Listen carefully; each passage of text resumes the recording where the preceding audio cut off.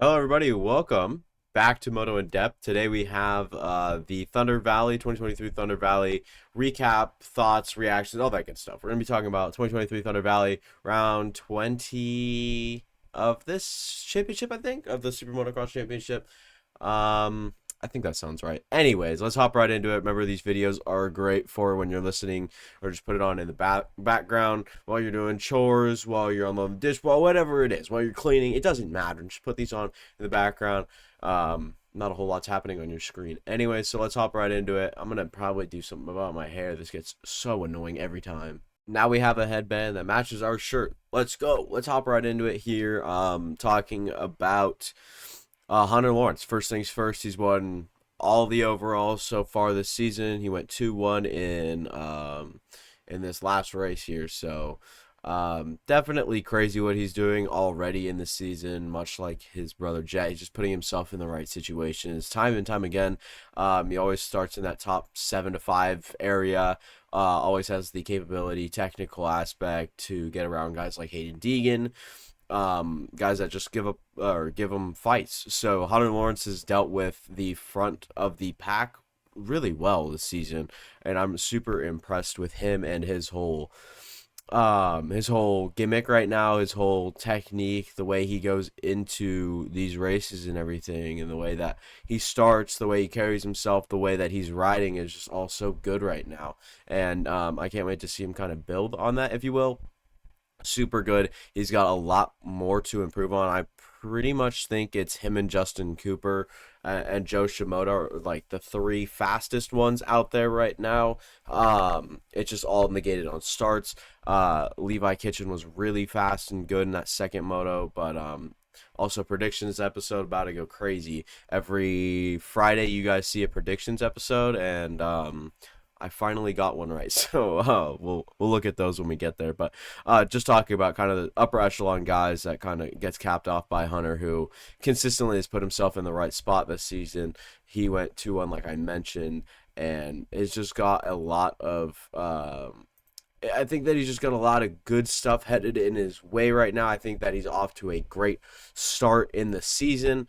So I don't know really what to tell you. It's just that easy for Hunter Lawrence as he has 137 points. Next is Justin Cooper with 121. So already a pretty comfy 16-point lead. And then Haiden Deegan 11 points behind Justin Cooper. And then Shimoda's somehow in fourth. So I don't know. Top five guys here is interesting. And then Levi Kitchen now in sixth. Max Bullen in seventh isn't bad. We'll talk about him in just a second here. But yeah, I don't know. This is just definitely a not weird situation, but it's to the point where we have never seen this stacked of a field, 450 or 250, I'd say, and then just watch one guy go out there and look like the clear best when we were expecting to have maybe a 3 or 4 guy title fight. So it is what it is. Hunter Lawrence controlling the season early, definitely pretty good. Talk about a competitor he had in this first moto, I believe it was. It was Haiden Deegan, out to a great start. Hunter Lawrence was just trying to, get going, get out. Hunter Lawrence behind Deegan. Deegan was just trying to fight him off, all that good stuff. It got a little chaotic. You guys can go to the broadcast and hear what James Stewart had to say. I like the way that he kind of described the whole situation. Hunter was definitely getting a little held up behind J Coop as J Coop just kept putting in his laps as Hunter Lawrence just continued to hound on Haiden Deegan, which forced him into a lot of mistakes. Then once Hunter Lawrence finally got past, Deegan tried to power through this track to kind of catch Hunter again. He was going to try to put in a good level charge to stick with Hunter Lawrence and maybe go make another run at it, but I don't know. I didn't look like Hunter Lawrence liked the whole Deegan thing too much, so I don't really know what to say. I think he's just young. I think he's just learning. I think he's rambunctious. I think he wants it. I think he wants to win. I think that he feels as if he is in that Hunter Lawrence tier, which is great for confidence, but you can't just override a track. You got to accept your thirds, maybe settle in, find some lines, settle into a pace that you're comfortable with to not punish yourself even harder, which he did, falling to fourth place in that Moto 1 after eventually, I think he actually hole shotted. If he didn't hole shot, then he was second place, and fell down to fourth due to continuous mistakes. Just didn't really learn in that first one, and that just comes with being a rookie and young. I'm not trying to hate. I'm not trying to say anything. It's clearly a statement. Just overrode the track, and it just was hard to watch for Haiden Deegan, who didn't have a great second moto either. Went 4-9 on the day, so fourth in the first one, ninth in the second. A little unfortunate for him. Next guy we'll talk about, or next guys we'll talk about, is breakout ride here for Chance Hymas again with a third place in Moto 2. Didn't quite get that start in Moto 1, ended up finishing 11th. And then we'll talk about Levi Kitchen, who went 5-2. So Levi Kitchen was definitely a lot better this week than we've seen all season long. But Levi Kitchen, 5th place in that first one, was really good and impressive. Then comes back and gets second in the second one. Kept Hunter Lawrence, I think, within 7 seconds the whole moto. So really good from him. Hunter Lawrence, I'm sure, was just managing that one, though. And Kitchen had some unfortunate luck with some lappers as well, so it's really hard to judge on that. But Chance Hymas had a really, really good day. 11th place in Moto 1. Obviously, okay, it's not a great start, but what did he do last week? He went out there and got a really good start. Did the same thing in Moto 2. Ended up third place. He rode really well in my eyes and all that good stuff, so good for him. And then we actually saw these weird, not late race charges, but we saw these charges come for Justin Cooper in Moto 2, Joe Shimoda in number 1, where they were pretty far back, actually. And then in the last, 10 minutes or so, you'd see them just absolutely fly through the pack, and they'd be on a pace, 4 seconds faster than anybody else. And Justin Cooper, in my opinion, did it better. He said that after his little crash, he went down, his bike got a little messed up, and so he tried to knock his levers back into place, and he said once he got his controls settled back in, he got ready to go, and then ripped it for the rest of the moto, and did really, really well, working his way up, and ended up fourth, salvaging a fourth out of that. That is a championship ride there from Justin Cooper. But he talked about, he was on I think it's Vital MX, like one of those shows where he was sat down and he was talking about how he's actually not won a lot in this series because of his unfortunate mistakes when he's always in position to win. He was in that same position. He was in another place to either tie Lawrence with points or win the whole overall, going 1-1 and actually getting some confidence, all that good stuff. But Justin Cooper should definitely take some confidence out of today with that moto win for sure. So J Coop looks like old J Coop, but he always talks about, or he talked about how he always crashed out of or made mistakes out of a winning position. Did the same thing again. Got to look on the bright side, though. Had 2 amazing rides. One that just 2 completely diverse rides. You had one where you get out front and you check out. 2, you have one where you have some adversity, you fight through it, and you look better than the whole field. It's that simple. Justin Cooper has a lot to look forward to these next few rounds to really establish his case for a championship contender if Hunter Lawrence can't run away with it. But all in all, right now, I think Hunter Lawrence is kind of just that guy to beat. I don't think that there's anyone else really on his level right now. Shimoda's already so deep into this championship, or so deep. He's in such a deep rut in this championship that it'll be hard to get out for sure. He's going to have to start clicking off wins like no other. But Justin Cooper just looks appearing out really fast right now, and he obviously likes Thunder Valley. He said he doesn't prefer the track, but the results stand for themselves, and we see him. So good stuff there. Someone that's that results kind of show up this week. So Max Bullen actually went 7-5, which I thought was a little interesting because Max Bullen, he always has that speed. He's got great technique the way he rides. He's such a good rider. I think especially in this deeper ruts, soft, all that good stuff, slippery, he's got more length on him than most guys with the way he rides, the way he sits and stands, all that good stuff. Bullen can stay so upright in these ruts, stay balanced, all that good stuff pretty effortlessly, and it played to his strengths a lot in this track. This track played to his strengths a lot this weekend, and Max Bullen went 7-5. Second moto was pretty impressive. Passed some good dudes. Joe Shimoda, I don't know if he passed Joe Shimoda in that second moto, but Max Bullen was really good. I'll just put it that way. He is kind of an outlier this season so far. I don't think he's a talked about name, unless you want to talk about his qualifying sessions in round 1 and that Moto 1 where I think he got second. So Max Bullen, I mean, a lot to look forward as well. Another guy I could definitely see winning a moto, picking off an overall podium, top two, and maybe even a win by the end of the season. So Max Bullen can put it all together and be probably one of the overall best guys in this next 3 years.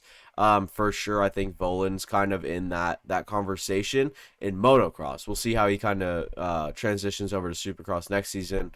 Maybe perhaps on a new team. It's hard to tell right now. But Max Bullen, definitely really good. It definitely looks to take steps up every single week. Keep learning, keep progressing, keep doing all that. Same with these next two guys I'm going to talk about is Caden Braswell and Talon Hawkins, who actually finished 12th and 13th overall. Talon Hawkins finishes 13th overall, going 14-14.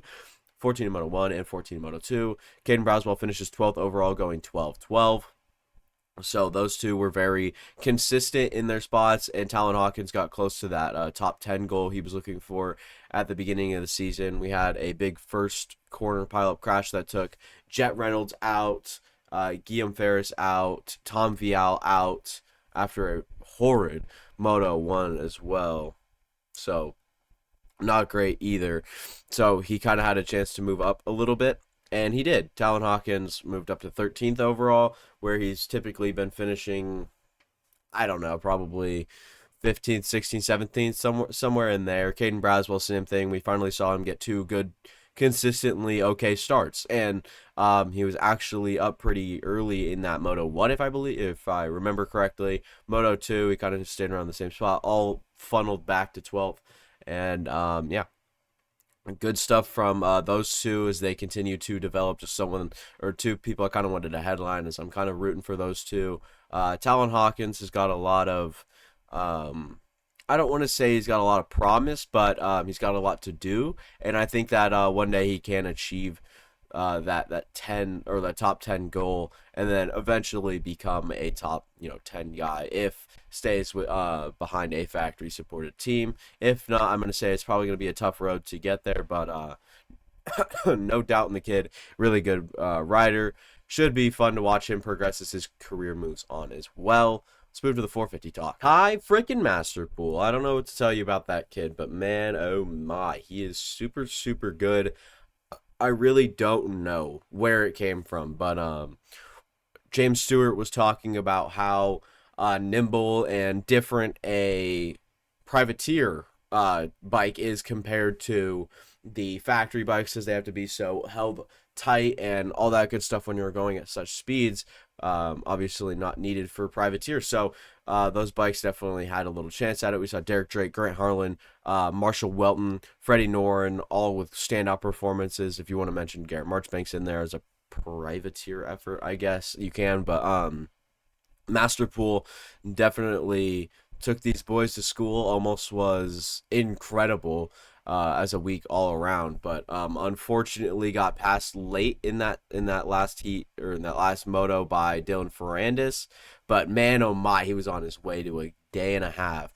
I mean, finishing top 5 in the 450 class is no joke. You finished, I think, ahead of Dylan Ferrandis, even, who finished 7th in that first moto. Time Masterpool finished 5th. Marchbanks with the top 6 in the first moto as well, so good for him. Man, I didn't even realize. So, Jet obviously goes 1-1, and then the step down from there is Aaron Plessinger, who goes 4-2, Cooper Webb, who goes 2-5, Adam Cianzarillo went 3-6, really good for him, 4th overall, Dylan Ferrandis 5th, with that, first moto being 7th is not great, and then 3rd after that. Masterpool, overall, actually had a better week, in my opinion, than Dylan Ferrandis, going 5-4, and almost a 5-3, which would have been amazing to watch, but going 5-4, that's an overall 9. You get 5th and you get 4th, that's like 9, all right? And then Dylan Ferrandis goes 7-3, but just caught that podium to, push him above him in points and the overall. So unfortunate, but Ty Masterpool, really, really, really good. Really, really, really interesting to see how the rest of the year is going to play out for him. If he's already on these guys' pace, I'd be scared to see, what happens if he gets a fill-in ride, if he gets factory support from that Kawasaki, if Jason Anderson isn't going to be involved there at all, because he has a pretty serious neck injury as well. So a lot of things to look at. Grand scheme here is Ty Masterpool could be really good, really talented rider. Had his opportunities before on factory bikes, just didn't really ever stick or work out. Ends up hopping up to a KX 450, and man, he ripped it this weekend. And looking forward to a couple weekends down the line to see if his confidence, speed, consistency could stay up there, especially off the starts. So Ty Masterpool was down actually in the first moto as well. I forgot about that. I think he actually went down or just had a first corner mishap and set him pretty far back and came all the way back up to fifth. So Ty Masterpool definitely someone to watch out for, as he is going to make his way into beating factory guys on the daily. Next thing we'll talk about is Aaron Plessinger, and not his hunger, but like his drive and the way that he's been riding as of late. He's put in some good, impressive rides. Second in that Moto 2 after having a little mishap in Moto 1. Still finishing fourth in that one, so it wasn't bad. But Aaron Plessinger was very solid during the day. Obviously got second overall, so that means something. And that second place in the second Moto really set him over the top. But Plessinger, all in all, was just, I think, a better rider than Dylan Ferrandis, Cianciarulo, and Cooper Webb. So we'll put it that way. I think that he was simply just a little bit better, if not a lot better. So Aaron Plessinger had his moments for sure, especially in that first moto. But Plessinger said he really thinks he has something for Jet Lawrence. He has something in store for Jet Lawrence, whether it's like a moto win or at least just staying within 3 seconds, and then the next week you build off that. So definitely an interesting situation Plessinger's been put in with injuries and everyone being not out but eliminated from the championship. Aaron Plessinger steps in as like probably that second guy and the only guy with half the speed to get Jet Lawrence. So we'll see if he can put it to good use. Cooper Weeb is still, winding up on the season. He's still learning, still getting there. And then I don't think that this track really played to his strengths at all, despite the second place in Moto 1. And then perhaps had the wrong direction with bike setup was kind of the vibe I got from him. So made a little tweak to the bike. Didn't end up going in the right direction for Cooper. Maybe felt a little less comfortable. And then Adam Cianciarulo to come in and get a moto podium in that first moto is huge. I think I'm really happy for him. I know I'm really happy for him, but I think that he can only build off that, and still finished 30 plus seconds back on the lead. So not great for a third place, but definitely a step in the right direction for him. And we'll talk about the guy who finished 7th overall, Garrett Marchbanks out of Utah. He went 6'8" for the day. Not bad. I think we'll only see him get more comfortable on the bike. And then who knows, maybe he is that clear cut, 6th guy when all 5 of the factory guys right now. And then maybe Chase Sexton comes back. Maybe Marchbanks ends up, topping Masterpool, whatever it is. We have some fun stuff in store with Marchbanks and Masterpool especially, but I think Garrett Marchbanks is headed in the right direction, and I think you could say that to a lot of these guys just because of their overall results right now. So Marchbanks, all in all, on that 450 effort, looks really good and should continue to build on bike setup, confidence, just all around performance. So should be fun. Sorry for the low energy, allergies, and just overall tires. So I'll see you guys next time. Hope you guys enjoyed. If you guys did, make sure to consider leaving a like and subscribing. Would really appreciate it. Also, go back, watch any of my old content. I'll see y'all there. Deuces.